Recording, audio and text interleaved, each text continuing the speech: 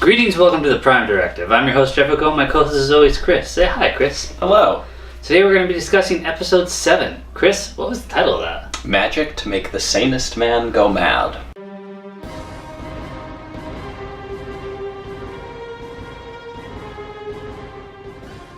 So Chris, we start off with Burnham looking a lot more comfortable on the ship, and she's mentioning that it's one of the most valuable ships. Yeah, and I liked that we are starting this episode off with a personal log.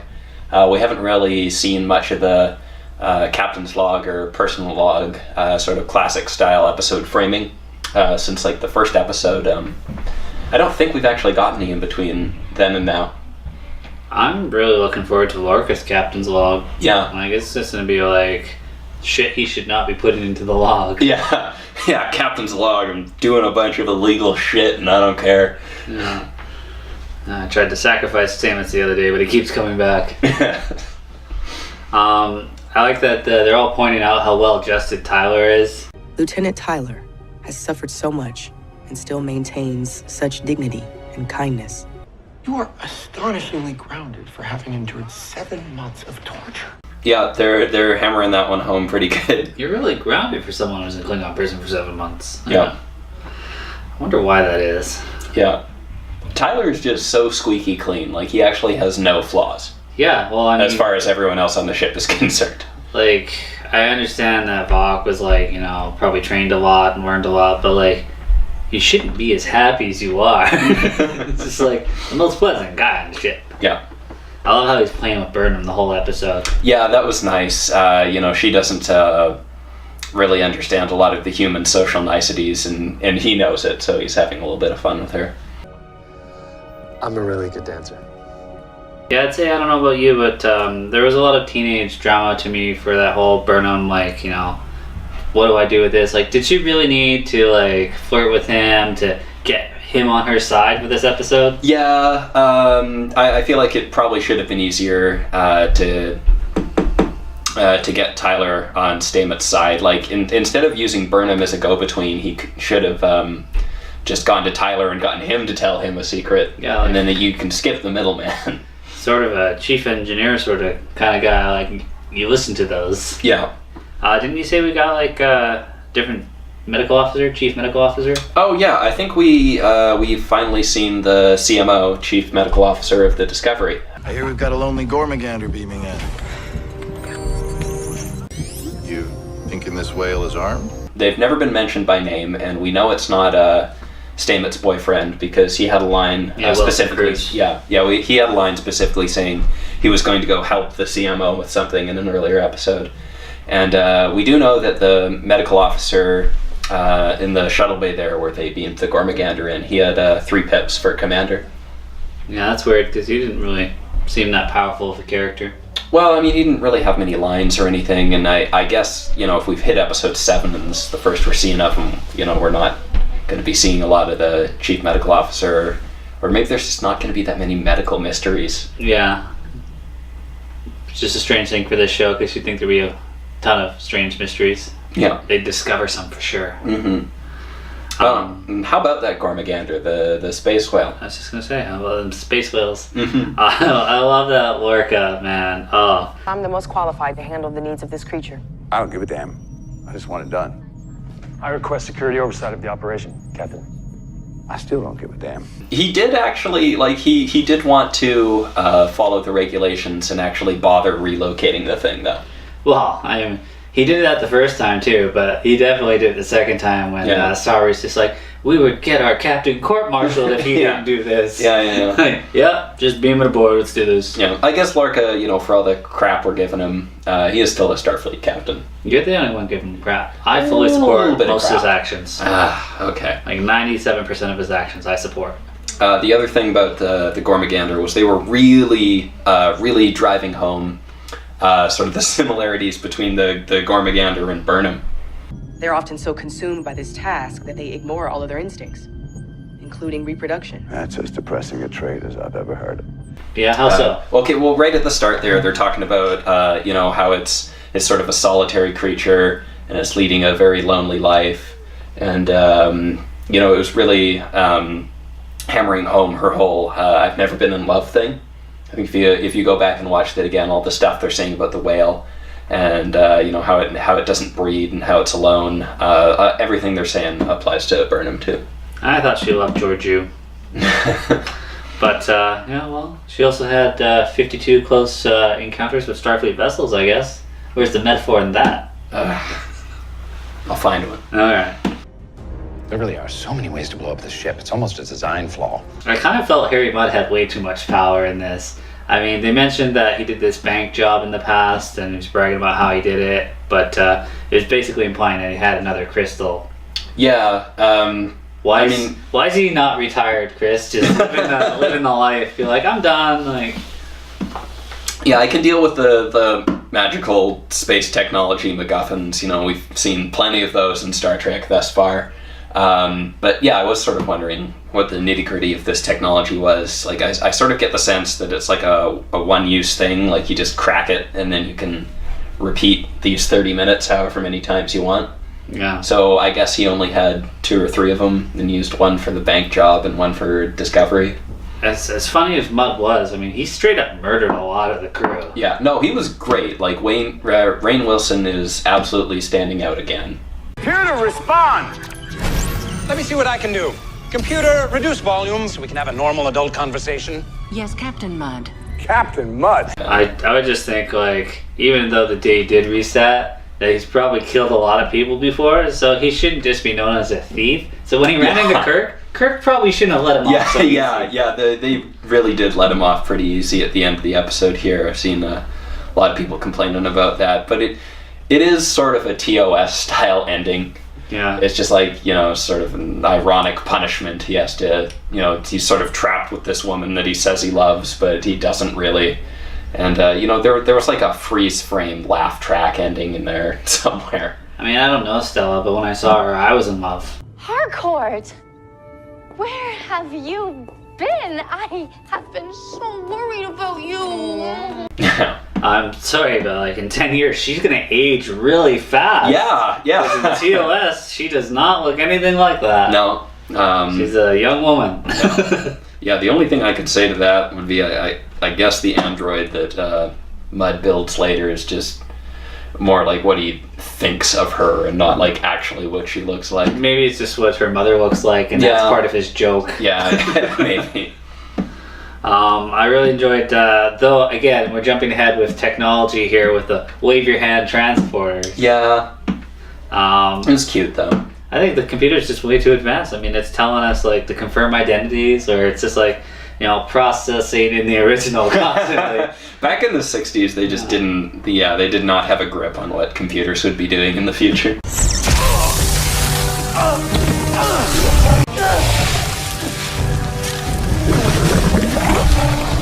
I gotta say, I was really hoping for, like, a Klingon word out of Tyler when he was getting disintegrated or something. Yeah, or slightly too many organs. Yeah. What do you think about those cybernetic implants that Stamets got? I don't know. They look very similar to the android lady on the bridge, and I think we have heard confirmed from the creators that is what she is. She's a human with a bunch of cybernetic augments or implants on her. So it looked like that was the same tech going into him. It's like this doctor is actually doing this for him to make it easier, but like, how about his behavior? Yeah, like, and he clearly knows something's up. Like he specifically said, he's been different or whatever. Yeah. Oh, he's a bit loopy today again. Yeah. He's had too much sugar. So that's what Stamets is. He's just a man hyped up on sugar. He's loopy, is he? Yeah. Ugh. Get it. Stamets did totally stand out to me in this episode, even when he's not like being sporadic. Him and Burnham, I like that little corridor dance scene. Just I like that moment. Yeah. I just really enjoyed it. I was like, hey Tilly. I just spotted the hottest guy over there, and apparently he's in a band. Have fun. So party girl Tilly. Not as socially awkward as every other time Tilly. Yeah, like when we first saw Tilly in like the 3rd episode, I thought they were going for something where like she's on the autism spectrum somewhere, or she has some sort of disability. But Here she's just partying it up, and she's like completely on top of all the social cues for everyone. She's trying to play matchmaker with Burnham, and she's been dating a bunch of soldiers in the past, and I that looks more like she's just an awkward person that gets... Can you put a number to it, Chris? I mean, because they are at war. Yeah. I thought Shazad there jumping up and giving a nice little war depressing speech at a party. Yeah. Let's not forget the sacrifices that have been made by those who still serve alongside us, and by those who've given their lives for us, so we can continue the fight. Yeah, that was a bit I know much. you guys are having fun, but here's to all the people that have died so you can have fun. Yeah, isn't that like exactly what we're trying to not think about right now? Isn't that why we're having a party? They're just like, hey, how do we make him seem like more of a nice guy? He's really just the perfect Starfleet officer. He's way well balanced and too pleasant. Yeah. But he's like believable pleasant. Yeah, I believe him. Mm-hmm. Up until the point where he stabs me with a Klingon dagger. How'd you get that on board?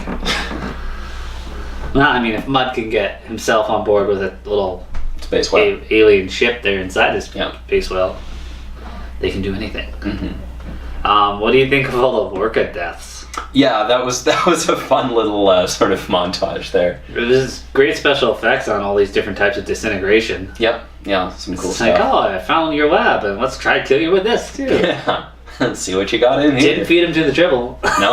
No, Tribble is still missing. Yeah, well, didn't I send you a tweet where he says he's below deck? His name's Merkin or something? Yeah, it was adorable. Yeah, it's good on Jason Isaac. He's engaging in social media, having a lot of fun with this. Yeah. I gotta say, Transporter beamed out into space, Lorca's death is probably the best one. That was horrifying. It's like legs kicking out, gasping for air, like...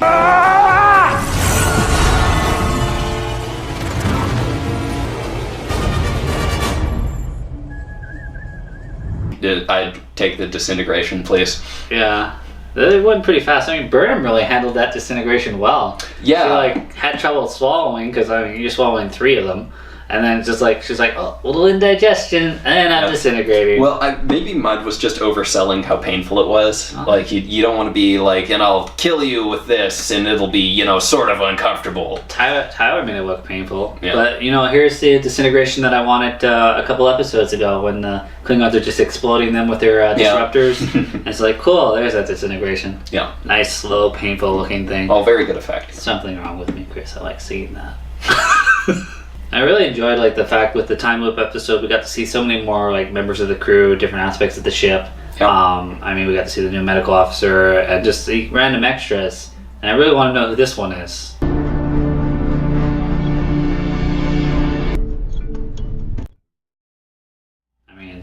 Can she just be a regular, please? Why is that, Jeff? Same reason Bashir. I just transferred here from the Lexington last week. Welcome aboard. You saw the way she looked at me. You can't just dismiss this. I can try. I could be destined to fall in love with that woman. So, Chris, what do you think about the music? I wasn't a big fan of most of the song selections. Well, yeah, it's rough doing music when you're setting a show or a movie in the future because you have to guess. Your options are either use currently existing stuff or guess. And I think most of the time when they try and do future music, it's just weird. Yeah, I remember Into Darkness had that really cool song that was like...